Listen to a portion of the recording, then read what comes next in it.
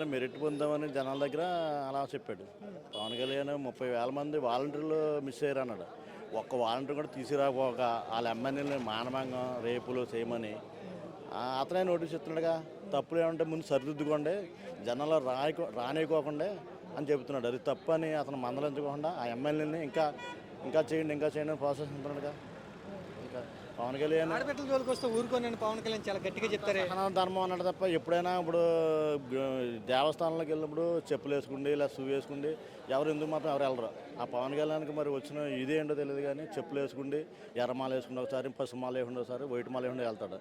మరి భీమవరం వచ్చినప్పటికీ ఎమ్మెల్యే గారు ఎవరు ఓటా వాళ్ళకే. అలా నిక్కర్ షాపుల్లో కానీ, బెల్ట్ షాపుల్లో కానీ, ప్యాకెట్ క్లబ్బుల్లో కానీ, ప్లాకెట్ క్లబ్బుల్లో కానీ, నిక్కర్ క్లబ్బుల్లో కానీ అతను ఓటానికి వెళ్ళిపోవాలి. ఎవరో డిఎస్పీని ట్రాన్స్ఫర్ చేసి ఐఎస్ జయసూర్య అని అతను ట్రాన్స్ఫర్ చేసేయాలన్నాడు, అది చేసేయాలన్నాడు, ఇచ్చేసేయాలన్నాడు.